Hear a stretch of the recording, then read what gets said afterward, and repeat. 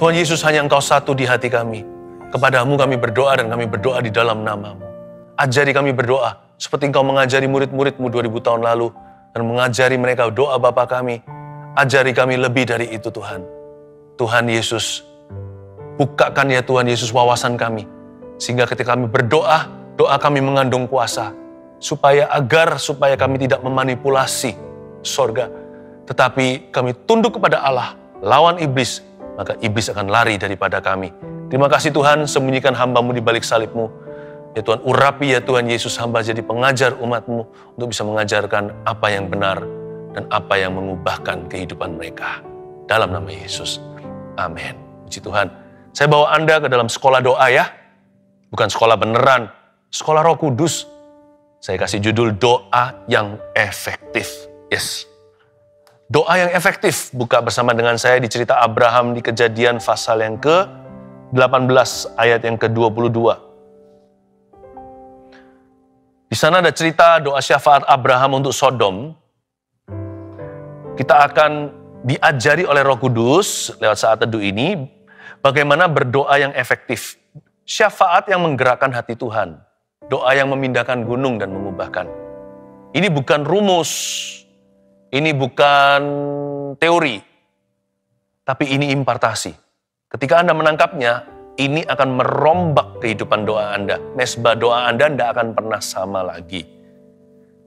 Karena banyak sekali di antara kita melakukan kesalahan-kesalahan yang nggak fatal, tapi kesalahan-kesalahan yang kita nggak sadari. Ternyata doa itu bukan tuh hal-hal seperti itu, atau doa nggak sedangkal itu. Mari kita pelajari sekarang dari cerita ini. Luar biasa sekali ya, ambil catatan.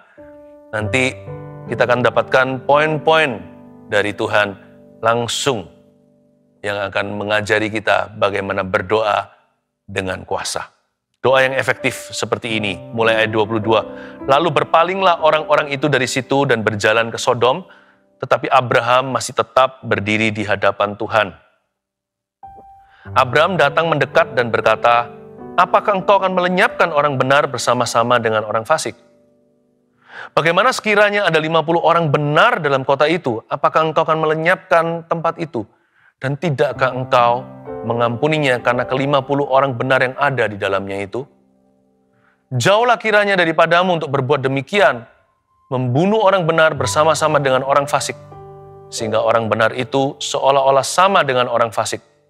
Jauhlah kiranya yang demikian daripadamu. Masakan hakim segenap bumi tidak menghukum dengan adil?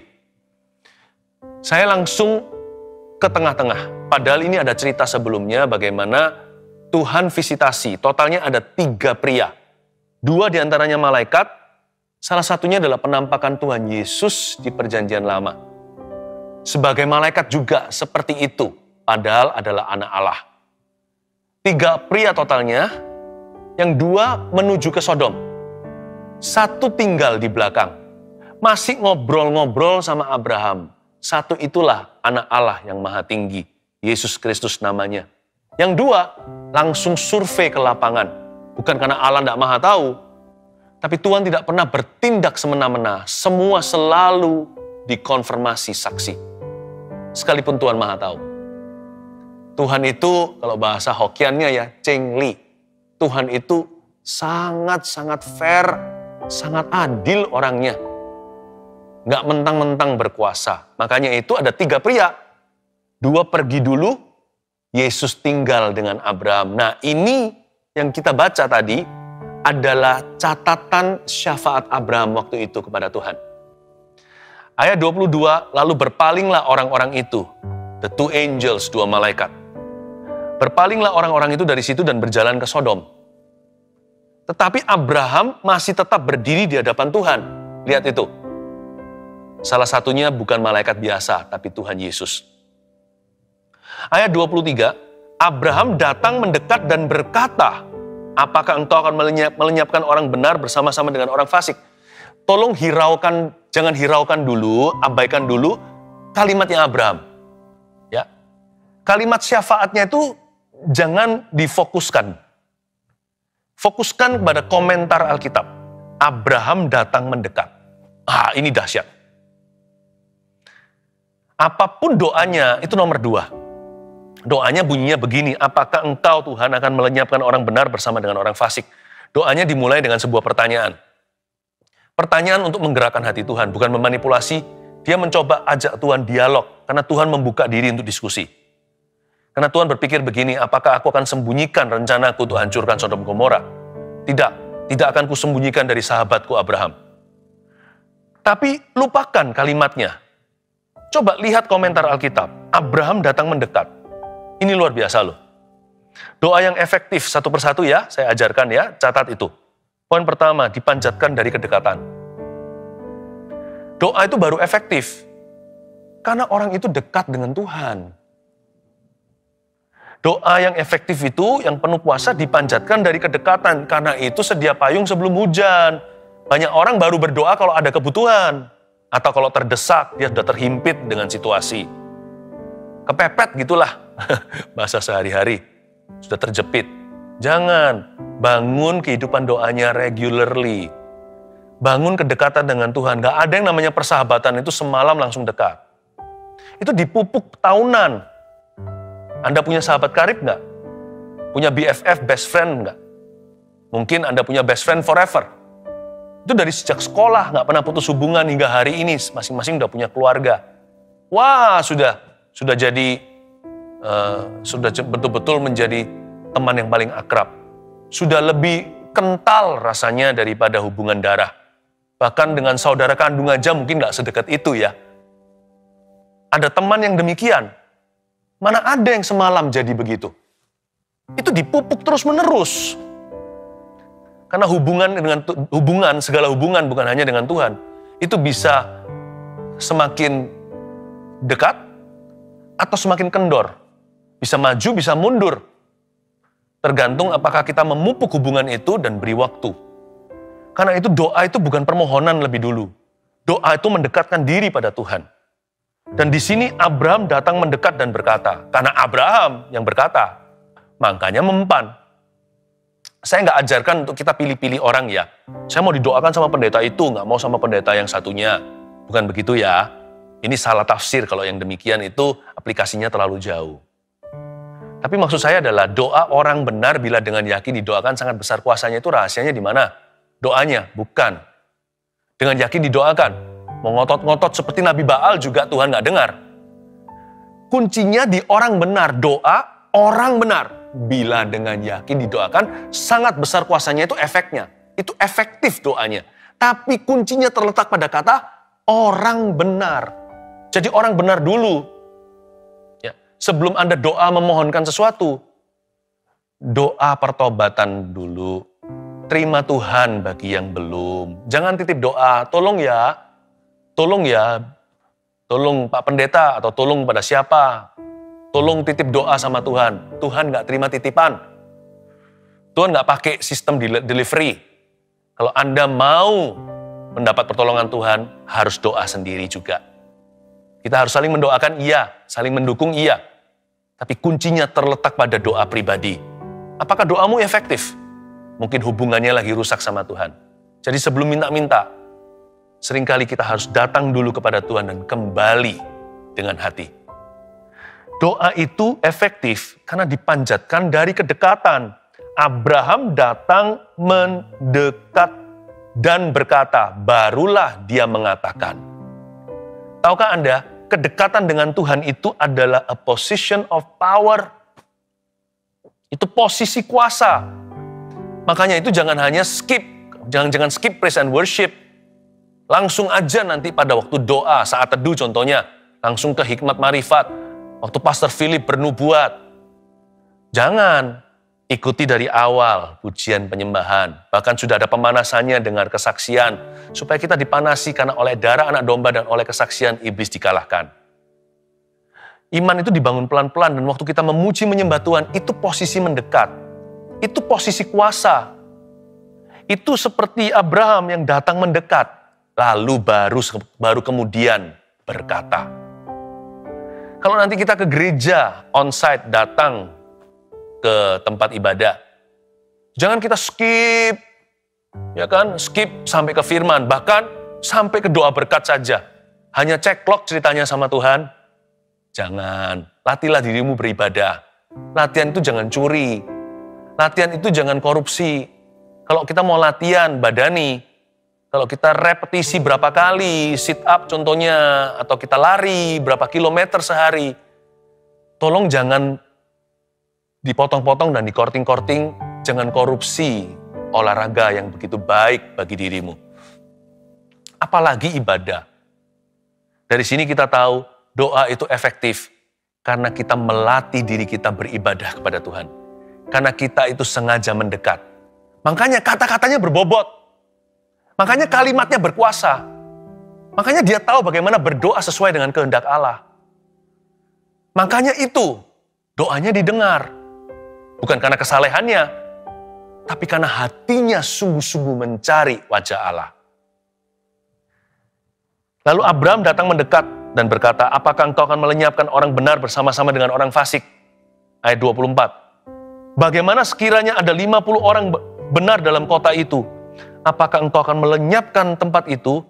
Dan tidakkah engkau mengampuninya karena ke-50 orang benar yang ada di dalamnya itu? Abraham pasti kepikiran kemenakannya, yaitu Lot. Gimanapun juga Abraham sayang sama keponakan sendiri. Apalagi kalau keponakannya itu udah yatim piatu. Abraham pasti kepikiran waktu disebut Sodom akan dihancurkan. Langsung lemes dia. Aduh, kemenakanku ada di situ bersama dengan keluarganya. Di situ dia berdomisili, dia bekerja. Dan dia make family. Di sana dia besarkan keluarganya. Langsung dia beranikan diri loh di ayat 24. Dia nggak berani lancang sama Tuhan, dia tahu diri. Namun dia ngerti kuasa doa. Dia pakai kunci. Dia tahu bahwa doa itu bisa mengubah segala perkara. Doa itu adalah jalur naik banding kita kepada Allah. Kalau kita kalau kita berdoa di dalam nama Yesus, Bapa akan berdiskusi dengan kita. Karena Yesus itu adalah perantara. Tahu nggak? Abraham langsung menyaut begini. Bagaimana sekiranya ada 50 orang benar dalam kota itu? Masa dia nggak tahu Lot itu jumlah keluarganya berapa? Dia tahulah. Pasti mereka kontak-kontakan lah, bagaimanapun juga kerabat. Lot itu kan punya istri satu. Dia punya 2 anak perempuan yang dicatat di Alkitab. Paling tidak di benak Abraham ada 4 orang. Lalu dia beranikan diri, kalau 4 ya, sedangkan Sodom Gomora itu kan ribuan. 4, gimana ya? Ini 4 yang aku peduli, ini ribuan juga yang kasihan kalau mereka hancur sekalian. Dia pilih angka 50 untuk memulai negosiasi. Luar biasa ya. Doa yang efektif itu bukan hanya dipanjatkan dari kedekatan. Doa yang efektif juga harus diutarakan secara spesifik. You begin with a number. Nggak selalu angka sih. Anda harus jelas cetuskan apa ekspektasimu. Apa yang Anda harapkan? Doa nggak boleh general, nggak boleh umum atau asal-asalan.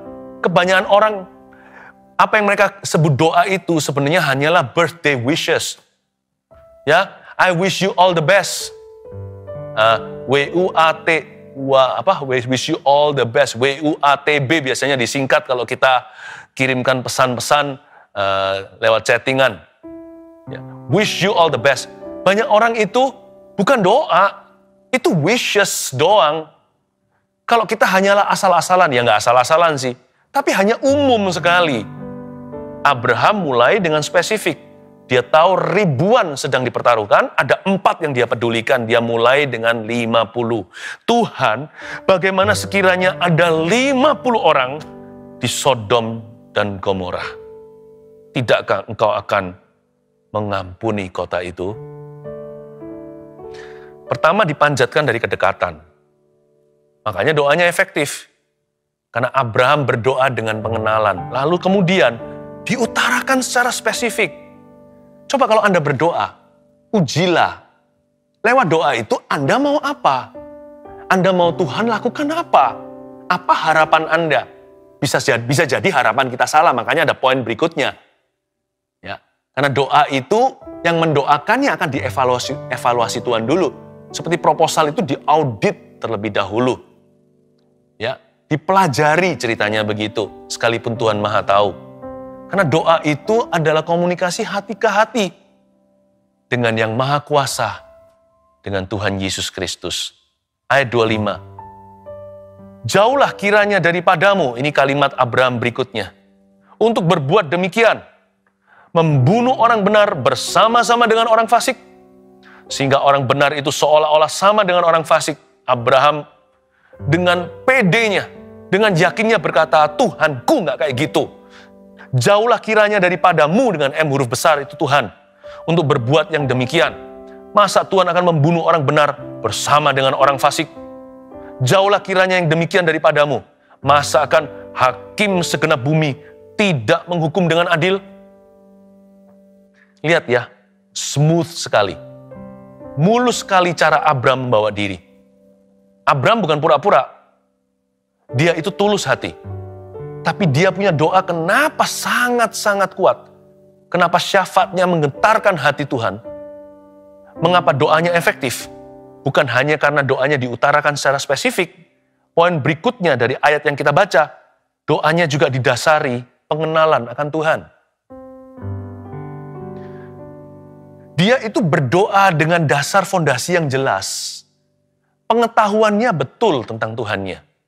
Masakan hakim yang adil, segenap bumi ini, engkaulah hakim satu-satunya di alam semesta.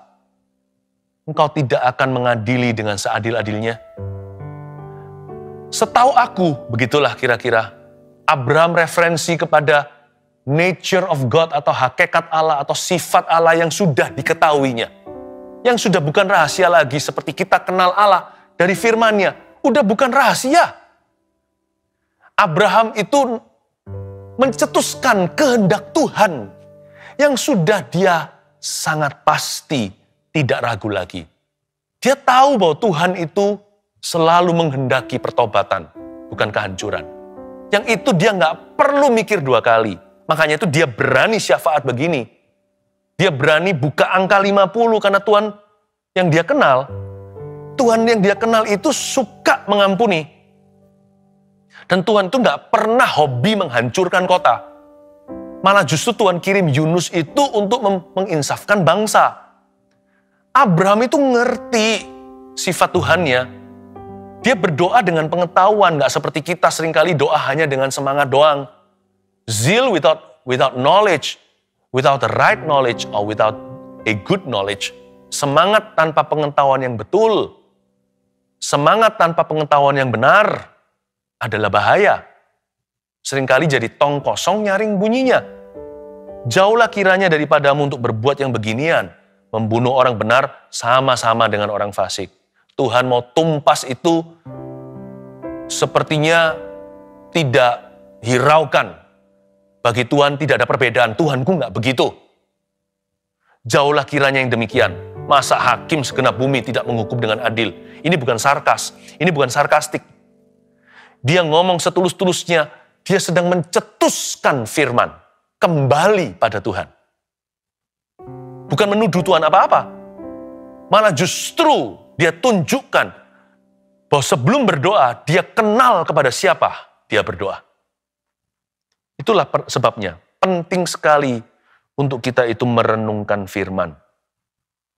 Pentingnya impartasi seperti ini di saat teduh sebelum kita berdoa, contohnya. Saat teduh pribadi, penting Anda baca Alkitab. Jangan hanya sembahyang. Jangan hanya nyanyi-nyanyi doang. Nanti doanya dipenuhi dengan kelemahan, dipenuhi dengan ketidaktahuan, bahkan dipenuhi dengan kebingungan. Jangan-jangan dengan kesesatan. Karena kita membaca Alkitab itu bahan bakar doa sejati. Itu bahan baku. Gara-gara itu kita punya keberanian berdiri di atas janji. Gara-gara itu kita punya authority, punya otoritas untuk menghadap sorga, bukan mengepalkan tangan, tapi untuk mengangkat tangan. Untuk membuka tangan dan berkata, aku siap untuk mengalami firman-Mu. Pentingnya impartasi seperti ini. Ya, karena doa harus didasari pengenalan yang benar akan Tuhan. Ayat 26, Tuhan berfirman, ini jawabannya. Jika ku dapati 50 orang benar dalam kota Sodom, Aku akan mengampuni seluruh tempat itu karena mereka. Haleluya. Kalau ada 50 aja sekota, bayangin, Tuhan tidak akan jadikan itu Nagasaki dan Hiroshima. Ayat 27, Abraham menyaut, sesungguhnya aku telah memberanikan diri berkata kepada Tuhan, walaupun aku debu dan abu. Sekiranya kurang 5 orang dari ke-50 orang benar itu, apakah engkau akan memusnahkan seluruh kota itu karena yang 5 itu? Firman-Nya, aku tidak memusnahkannya jika kudapati 45 di sana. Interesting ya, menarik sekali. Di ayat 27 ini, Abraham menyaut, tapi dia menyahutnya dengan semi berani. Dia respect Tuhan. Dia berkata, sesungguhnya aku telah memberanikan diri berkata kepada Tuhan walaupun aku ini debu dan abu. Ini yang saya sebut sebagai satu term, saya sebut ini bold humility. Kerendahan hati yang berani. Banyak orang hanya rendah hati saja, tapi dia pengecut, dia nggak berani, dia pecundang doa. Tapi ada orang yang berani doang. Ngawur sih, ya bonek betul itu. Ternyata ujungnya tidak punya kerendahan hati, malah justru seringkali memaksa Tuhan, seolah-olah bisa mendudukan Tuhan di kursi terdakwa. Ayo, you must explain yourself to me. Emang Tuhan hutang sama siapa sampai kita dudukkan dia dan berkata, Tuhan, kau harus menjelaskan dirimu kepadaku. Dan kau harus menjelaskan mengapa engkau melakukan itu. Mengapa engkau tidak melakukan ini. Kenapa Tuhan harus menjawab kita? Kita yang harus jawab Tuhan. Bukan pencipta yang harus menjawab kepada ciptaannya. Ciptaannya yang harus menjawab kepada sang pencipta. God is not accountable to you. You are accountable to Him.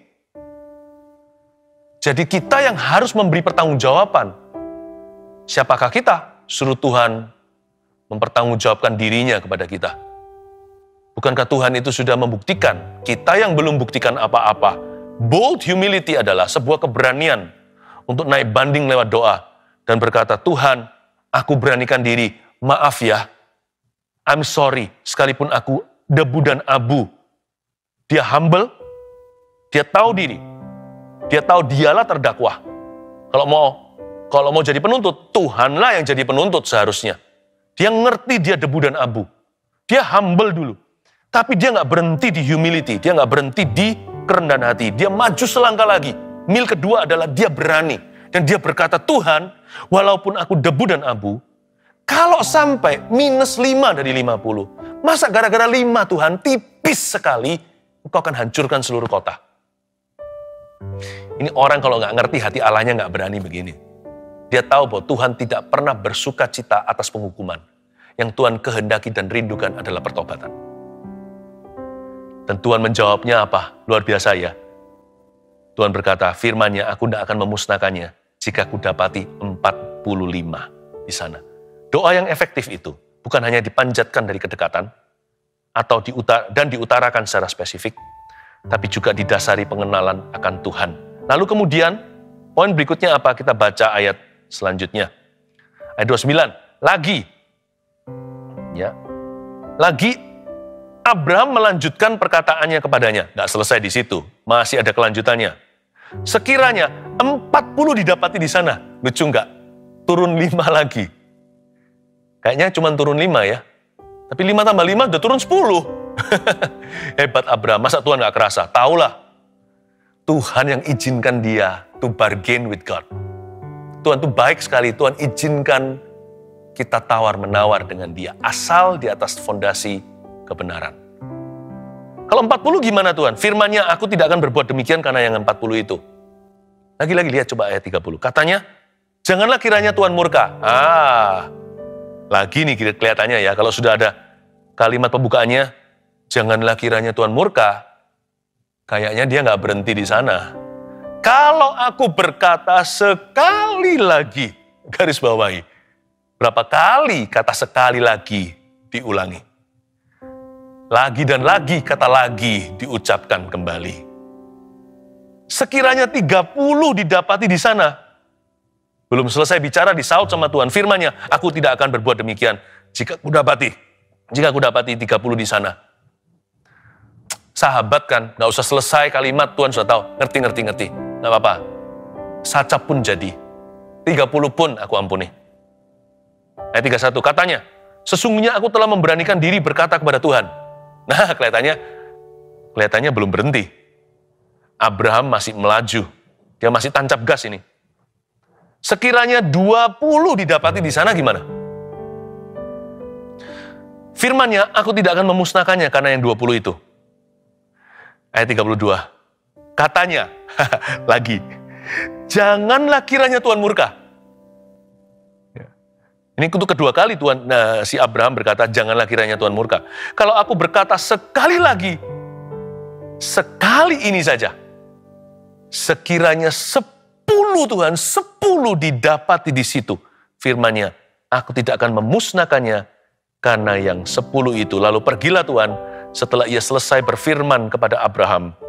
Dan kembalilah Abraham ke tempat tinggalnya. Ayat 32, katanya, janganlah kiranya Tuhan murka kalau aku, garis bawahi itu, berkata lagi sekali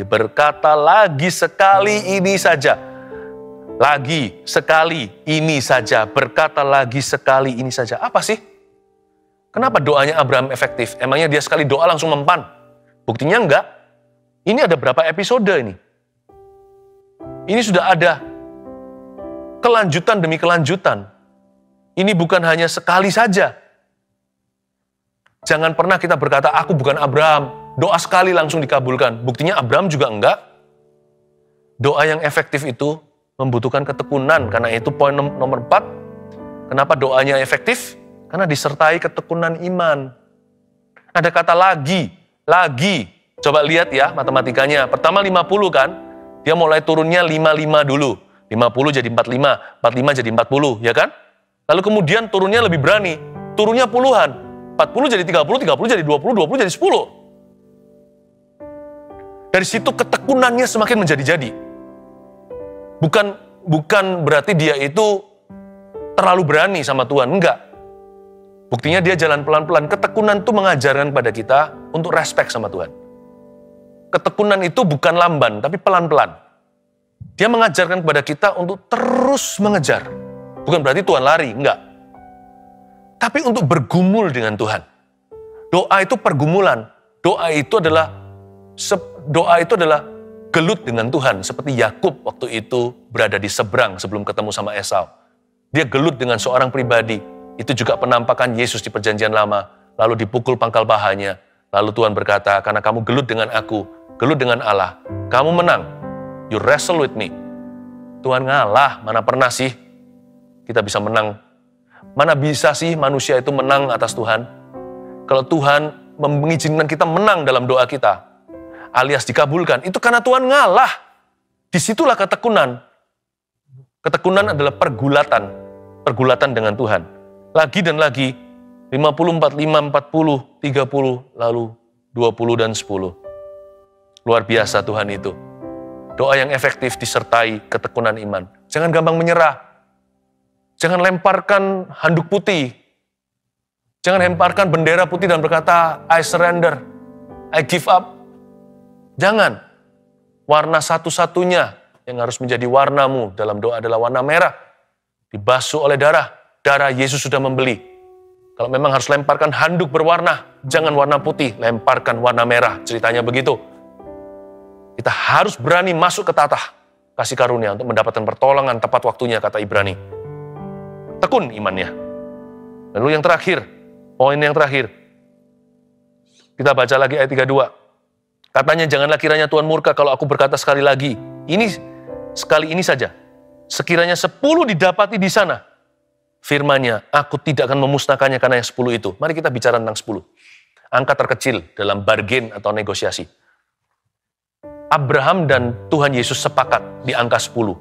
Sekiranya 10 didapati di situ, lalu Tuhan menjawabnya, aku tidak akan memusnahkan. Berarti dari sini kita tahu, like father, like son, Abraham seperti Allah yang dia sembah. Didorong belas kasihan. Mengapa doa itu efektif? Ya itu tadi poin kelima. Karena doa yang efektif itu selalu didorong belas kasihan. Bukan ambisi, bukan nafsu. Karena Yakobus berkata, doamu gak dijawab karena akan dihabiskan untuk memuaskan hawa nafsu. Bukan ambisi manusia, karena Tuhan tidak pernah sertai ambisi kita. Tuhan hanya sertai firman-Nya. Harus didorong belas kasihan. Masih gula hati Yesus. Dia didorong oleh belas kasih. Itu dia. Itu yang menjadikan doa kita itu susah dijawab tidak oleh Tuhan. Karena itu isilah hatimu dengan kasih. Karena kasih nggak pernah gagal. Sebenarnya Abraham itu belas kasihnya pertama-tama untuk Lot sih. Tapi juga untuk Sodom Gomora. Karena dia susah-susah. Kalau dia memang mau Lot saja, dia langsung to the point. Tuhan selamatkan Lot. Memang sih, Tuhan selamatkan Lot. Kasih nggak pernah gagal. Angka 10 nggak dapat. Lot itu hanya berempat. Lot istrinya itu loh. Istrinya juga nggak benar-benar sekali. Buktinya dia jadi tiang garam. Karena hatinya separuh-separuh dengan Tuhan. Ditolong, tidak berterima kasih. Malah dia merasa sayang dengan semua kemewahan hiruk pikuk Sodom Gomora, dia menoleh jadi tiang garam.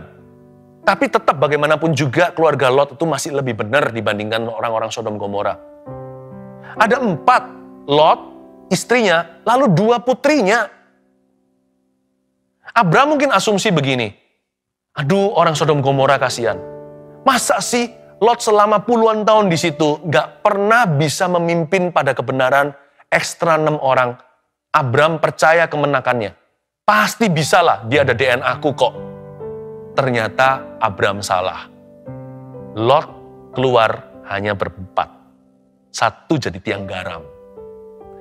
Dan 2 mantunya pun tertawa ketika diperingatkan. Dianggap Lot itu membuat lelucon. Bayangin sekebal itu loh terhadap Tuhan. Orang-orang ini sebebal itu. Jadi nggak ada 10. Total hanya 4. Minus 6. Tuhan selamatkan nggak? Kalau Anda baca ceritanya. Diselamatkan Lot. Sodom Gomora tidak dilempari semua bara api sampai Lot, istri dan kedua anaknya lari ke pegunungan terdekat atau lari ke kota berikutnya. Dan malaikat berkata begini, sebelum kamu sampai ke tempat itu, aku tidak bisa berbuat apa-apa terhadap Sodom dan Gomora. Sehingga Sodom yang harusnya dihukum malam hari, ternyata dihukum pada waktu subuh ketika matahari mulai terbit. Kenapa? Karena Lot belum sampai ke tempat yang aman. Lihat itu kasih nggak pernah gagal. Sekalipun negosiasinya itu batal. Karena termnya adalah 10. 10 pun nggak ada, minusnya banyak. Yang ada hanya 4. Tuhan tetap kasih yang Abraham minta. Luar biasa ya. Tuhan itu tidak selalu memberikan kepada kita apa yang kita layak terima, yaitu hukuman. Dan yang kita nggak layak terima malah diberikan. Tuhan kasih kita apa yang kita nggak minta. Kita nggak sampai standar pun Tuhan berikan akhirnya. Tapi dengar baik-baik. Abraham didorong belas kasihan. Sebenarnya Lot itu pun keluarganya nggak bagus. Istrinya begitu. 2 anaknya incest sama papanya. Kedua putrinya itu tidur sama ayahnya sendiri. Papanya dibuat mabuk oleh anggur. Keluarlah Bani Moab dan Bani Amon. Sebenarnya menurut saya, Sodom Gomora, nggak ada 4 orang juga yang benar. Keluarga Lot juga enggak. Menantunya sudah nggak usah dihitung. Anak-anaknya sendiri nggak benar itu. Istrinya juga nggak beres. Sebenarnya dari semua Sodom Gomora, Tuhan kirim malaikat tahan murkanya. Hanya demi